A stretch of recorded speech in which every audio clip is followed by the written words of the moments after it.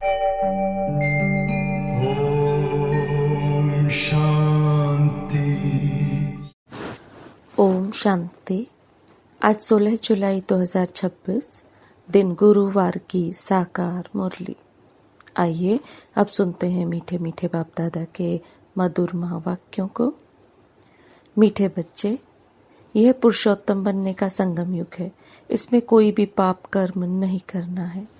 प्रश्न, संगम पर तुम बच्चे सबसे बड़ा पुण्य कौन सा करते हो?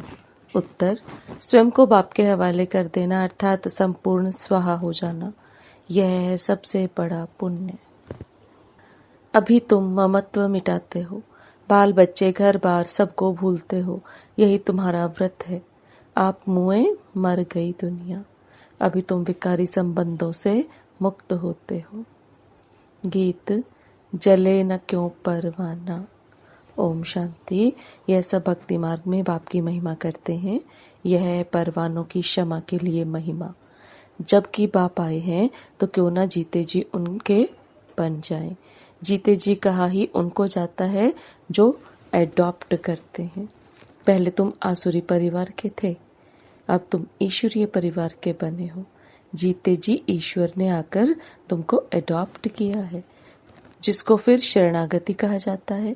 गाते हैं ना, शरण पड़ी मैं तेरे। अब प्रभु की शरण तब पड़े जबकि वह आए, अपनी ताकत दिखाएं, जलवा दिखाएं। वही सर्वशक्तिमान है ना। बरोबर उनमें कशिश भी है ना। सब कुछ छुड़ा देते हैं। बरोबर जो बाप के बच्चे और बच्चियां बनते हैं वह आसुरी संप्रदाय के संबंध से तंग हो जाते हैं। कहते हैं, बाबा कभी यह संबंध छूटेंगे? यहाँ यह पुराना संबंध भुलाना पड़ता है। आत्मा जब देह से अलग हो जाती है तो बंधन खल्लास हो जाते हैं। इस समय तुम जानते हो सबके लिए मौत है, और यह जो बंधन है यह सब है विकारी। अब बच्चे निर्विकारी संबंध चाहते हैं। निर्विकारी संबंध में थे, फिर विकारी संबंध में पड़े, फिर हमारा निर्विकारी संबंध होगा। यह बातें और किसी की बुद्धि में नहीं होती। बच्चे जानते हैं हम आसुरी बंधन से मुक्त होने का पुरुषार्थ कर रहे हैं। एक बाप से योग रखा जाता है। उस तरफ है एक रावण, इस तरफ है एक राम। यह बातें दुनिया नहीं जानती। कहते भी हैं राम राज्य चाहिए, परंतु सारी दुनिया रावण राज्य में है। यह कोई समझते नहीं है। राम राज्य में तो पवित्रता, सुख, शांति थी, वह अब नहीं है। परंतु जो कहते हैं उनको महसूस नहीं करते हैं। गाया भी जाता है, ये आत्माएं सब सीताएं हैं। एक सीता की बात नहीं, ना एक अर्जुन की, ना एक द्रौपदी की बात है। यह तो अनेकों की बात है। दृष्टांत एक का देते हैं। तुमको भी कहा जाता है तुम सब अर्जुन मिसल हो। तुम कहेंगे अर्जुन तो यह भागीरथ हो गया। बाप कहते हैं मैं साधारण बूढ़े तन का यह रथ लेता हूँ। उन्होंने फिर चित्रों में घोड़ा गाड़ी दिखाया है। इसको अज्ञान कहा जाता है। बच्चे समझते हैं यह ज्ञान शास्त्र आदि जो भी हैं सब भक्ति मार्ग के हैं। यह बातें कोई समझ न सके जब तक 7 रोज समझने का कोर्स न लें। भक्ति अलग है, ज्ञान, भक्ति और वैराग्य कहते हैं। वास्तव में सन्यासियों का वैराग्य कोई सच्चा नहीं है। वह तो जंगल में जाकर फिर आए शहरों में निवास कर बड़े बड़े मकान आदि बनाते हैं। सिर्फ कहते हैं हमने घर बार छोड़ा। तुम्हारा है सारी पुरानी दुनिया से वैराग्य। यथार्थ बात यह है, वह है हद की बात। इसलिए उनको हठ योग, हद का वैराग्य कहा जाता है। तुम बच्चे जानते हो यह पुरानी दुनिया अब खत्म होनी है, इसलिए जरूर इससे वैराग्य आना चाहिए। बुद्धि भी कहती है नया घर बनता है तो पुराने को तोड़ा जाता है। तुम जानते हो अभी तैयारी हो रही है। कलयुग के बाद फिर सतयुग जरूर आएगा। अभी यह है पुरुषोत्तम संगम युग। पुरुषोत्तम मास भी होता है। तुम्हारा है पुरुषोत्तम युग। पुरुषोत्तम मास में दान पुण्य आदि करते हैं। तुम इस पुरुषोत्तम युग में सर्वस्व स्वाहा कर लेते हो। जानते हो यह सारी दुनिया ही स्वाहा होनी है, तो सारी दुनिया का सर्वस्व स्वाहा होने के पहले हम अपने को क्यों ना स्वाहा करें। इसका तुमको कितना न पुण्य मिलेगा। वह है हद का पुरुषोत्तम मास। यह तो बेहद की बात है। पुरुषोत्तम मास में बहुत कथाएं सुनते हैं, व्रत नियम रखते हैं। तुम्हारा तो बड़ा भारी व्रत है। तुम्हारे भल बाल बच्चे घर बार आदि सब है, परंतु दिल से ममत्व मिट गया है। आप मुए मर गई दुनिया। तुम जानते हो यह सब खत्म हो जाएंगे। हम बाप के बने हैं पुरुषोत्तम बनने के लिए। सर्व पुरुषों में अर्थात मनुष्यों में उत्तम पुरुष ये लक्ष्मी नारायण सामने खड़े हैं। इनसे उत्तम कोई भी मनुष्य हो नहीं सकता। लक्ष्मी नारायण विश्व के मालिक थे। तुम आए हो ऐसे पुरुषोत्तम बनने। सभी मनुष्य मात्र सद्गति को पाते हैं। मनुष्यों की आत्मा पुरुषोत्तम बन जाती है तो फिर उनके रहने का स्थान भी ऐसा उत्तम होना चाहिए। जैसे प्रेसिडेंट सबसे ऊंच पद पर है तो उनको रहने के लिए राष्ट्रपति भवन मिला है। कितना बड़ा महल बगीचा आदि है। यह हुई यहाँ की बात। राम राज्य को तो तुम जानते हो। तुम सतयुगी पुरुषोत्तम बनते हो, फिर यह कलयुगी पुरुषोत्तम रहेंगे नहीं। तुम सतयुगी पुरुषोत्तम बनने के लिए पुरुषार्थ कर रहे हो। तुम जानते हो हमारे महल कैसे बने हुए होंगे। कल राम राज्य होगा, तुम राम राज्य में पुरुषोत्तम होंगे। तुम चैलेंज करते हो कि हम रावण राज्य को बदल राम राज्य स्थापन करेंगे। अब चैलेंज किया है तो एक दो को पुरुषोत्तम बनाना है, भविष्य 21 जन्मों के लिए। देवताओं की महिमा गाते हैं, सर्वगुण संपन्न, अहिंसा परमो देवी देवता धर्म। तुम जानते हो और कोई मनुष्य नहीं जानते। तुम दूसरे जन्म में पुरुषोत्तम बनेंगे, फिर इस रावण राज्य का कोई नहीं रहेगा। अभी तुमको सारा ज्ञान है। अब रावण राज्य ही खत्म होना है। आजकल तो समय का भी कोई भरोसा नहीं है। अकाले मृत्यु हो जाती है अथवा किसी की दुश्मनी हुई तो उड़ा देते हैं। तुमको तो कोई उड़ा ना सके।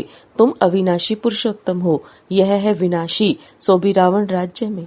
इनको तुम्हारे दैवी राज्य का पता ही नहीं है। तुम जानते हो हम अपना दैवी स्वराज्य स्थापन कर रहे हैं श्रीमत पर। जिनकी पूजा होती है वह जरूर अच्छा कर्तव्य करके गए हैं, यह तुम जानते हो। देखो जगदम्बा की कितनी पूजा है। अब यह है ज्ञान ज्ञानेश्वरी।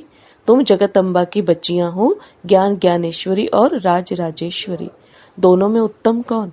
ज्ञान ज्ञानेश्वरी के पास जाकर अनेक प्रकार की मनोकामनाएं सुनाते हैं, अनेक चीजें मांगते हैं। जगदम्बा के मंदिर में और लक्ष्मी नारायण के मंदिर में बहुत फर्क है।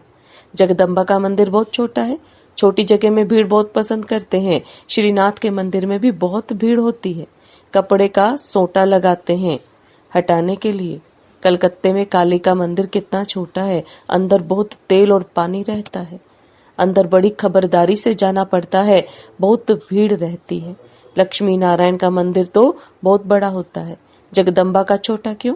गरीब है ना, तो मंदिर भी गरीबी का है। वह साहूकार है तो मंदिर में कब मेला नहीं लगता है। जगदम्बा के मंदिर पर बहुत मेले लगते हैं ना, बाहर से बहुत लोग आते हैं। माँ लक्ष्मी का मंदिर भी है, यह भी तुम जानते हो। इसमें लक्ष्मी भी है तो नारायण भी है। उनसे सिर्फ धन मांगते हैं क्योंकि वह धनवान बनी है ना। यह तो है अविनाशी ज्ञान रत्न। धन के लिए लक्ष्मी पास जाते हैं, बाकी अनेक आशाएं रख जगदम्बा के पास जाते हैं। तुम जगत अम्बा के बच्चे हो। सबकी मनोकामना 21 जन्मों के लिए तुम पूरी करते हो। एक ही महामंत्र से सब मनोकामनाएं 21 जन्म के लिए पूरी हो रही हैं। दूसरे जो भी मंत्र आदि देते हैं उनमें अर्थ कुछ नहीं है। बाप समझाते हैं, यह मंत्र भी तुमको क्यों देता हूँ, क्योंकि तुम पतित हो ना। मामेकम याद करेंगे तभी पावन बनेंगे। यह सिवाय बाप के आत्माओं को कोई कह ना सके। इससे सिद्ध होता है यह सहज राजयोग एक ही बाप सिखलाते हैं। मंत्र भी वही देते हैं। 5000 वर्ष पहले भी मंत्र दिया था, यह स्मृति आई है। अभी तुम सम्मुख बैठे हो। क्राइस्ट होकर गया, फिर उनका बाइबल पढ़ते रहते हैं। वह क्या करके गए? धर्म की स्थापना करके गए। तुम जानते हो शिव बाबा क्या करके गए, श्री कृष्ण क्या करके गए। श्री कृष्ण तो सतयुग का प्रिंस था, जो ही फिर नारायण बना, फिर पुनर्जन्म लेते आए हैं। शिव बाबा भी कुछ करके गए हैं, तब तो उनकी इतनी पूजा आदि होती है। अभी तुम जानते हो राजयोग सिखाकर गए हैं, भारत को स्वर्ग बनाकर गए हैं। जिस स्वर्ग का पहला नंबर मालिक खुद नहीं बने, वह तो श्री कृष्ण बना। जरूर श्री कृष्ण की आत्मा को पढ़ाया, तुम समझ गए हो। श्री कृष्ण की वंशावली तुम बैठे हो। राजा रानी को माता पिता अन्नदाता कहते हैं। राजस्थान में भी राजा को अन्नदाता कहा जाता है। राजाओं की कितनी मान्यता होती है। आगे सब शिकायतें राजा के पास आती थी, दरबार लगती थी। कोई भूल करते थे तो बहुत पछताते थे। आजकल तो जेल बर्ड्स बहुत हैं, घड़ी घड़ी जेल में जाते हैं। अभी तुम बच्चों को गर्भ जेल में नहीं जाना है, तुमको तो गर्भ महल में आना है। इसलिए बाप को याद करो तो विकर्म विनाश होंगे। फिर कब गर्भ जेल में नहीं जाएंगे। वहाँ पाप होता नहीं, सब गर्भ महल में रहते हैं। सिर्फ कम पुरुषार्थ के कारण कम पद पाते हैं। ऊंच पद वालों को सुख भी बहुत रहता है। यहाँ तो सिर्फ 5 वर्ष के लिए गवर्नर प्रेसिडेंट मुकर्रर करते हैं। तुम समझा सकते हो कि भारत ही दैवी राजस्थान बना। अभी तो न राजस्थान है और न राजा रानी है। आगे कोई गवर्नमेंट को पैसा देते थे तो महाराजा महारानी का टाइटल मिल जाता था। यहाँ तुम्हारी तो है पढ़ाई। राजा रानी कब पढ़ाई से नहीं बनते हैं, तुम्हारी एम ऑब्जेक्ट है। इस पढ़ाई से तुम विश्व का महाराजा महारानी बनते हो, राजा रानी भी नहीं। राजा रानी का टाइटल त्रेता से शुरू होता है। तुम अभी ज्ञान ज्ञानेश्वरी बनते हो, फिर राजराजेश्वरी बनेंगे। कौन बनाएंगे? ईश्वर। कैसे? राजयोग और ज्ञान से। राजाई के लिए बाप को याद करना है। बाप तुमको स्वर्ग का मालिक बनाते हैं। यह तो बहुत सहज है ना। हेवन स्थापन करने वाला है ही गॉड फादर। हेवन में तो हेवन की स्थापना नहीं करेंगे। जरूर उन्हों को संगम पर पद मिलता है, इसलिए इसको सुहावना कल्याणकारी संगम युग कहा जाता है। बाप कितना बच्चों का कल्याण करते हैं, जो स्वर्ग का मालिक बनाते हैं। कहते भी हैं परम पिता परमात्मा नई दुनिया रचते हैं, परंतु उनमें राज्य कौन करते हैं यह किसी को पता नहीं। तुम समझते हो राम राज्य किसको कहा जाता है? उन्होंने तो राम राज्य को लाखों वर्ष दे दिए, कलयुग को 40,000 वर्ष दे दिए हैं। बाप कहते हैं मैं आता ही हूँ संगम पर, आकर ब्रह्मा द्वारा विष्णुपुरी की स्थापना करता हूँ। सत्यनारायण की कथा भी यह है। सतयुग में तुम लक्ष्मी नारायण सर्वगुण संपन्न बनते हो, फिर कला कम होती जाती है। नया झाड़ तब कहा जाता है जबकि स्थापना होती है। नया मकान बनता है तो नया कहेंगे। तुम भी सतयुग में आएंगे तो नई राजधानी होगी, फिर कला कम होती जाती है, स्थापना यहाँ होती है। यह वंडरफुल बातें कोई की भी बुद्धि में नहीं है। तो बाप ने समझाया है कि सभी आत्माओं के लिए यह युग है पुरुषोत्तम बनने का। जीवन मुक्ति को पुरुषोत्तम कहा जाता है, जीवन बंध को पुरुषोत्तम नहीं कहेंगे। इस समय सब जीवन बंध में है। बाप आकर सबको जीवन मुक्त बनाते हैं। तुम आधा कल्प जीवन मुक्त होंगे, फिर जीवन बंध, यह तुम समझते हो। तुम्हारा व्रत नियम क्या है? बाबा ने आकर व्रत रखवाया है, खान पान की बात नहीं। सब कुछ करो, सिर्फ एक तो बाप को याद करो और पवित्र बनो। पुरुषोत्तम मास में बहुत करके पवित्र भी रहते होंगे। वास्तव में इस पुरुषोत्तम युग का मान है तो तुमको कितनी खुशी, कितना नशा होना चाहिए। अब तुमसे कोई पाप कर्म नहीं होना चाहिए, क्योंकि तुम पुरुषोत्तम बन रहे हो। अच्छा, मीठे मीठे सिकिलदे बच्चों प्रति माता पिता बाप दादा का याद प्यार और गुड मॉर्निंग। रूहानी बाप की रूहानी बच्चों को नमस्ते।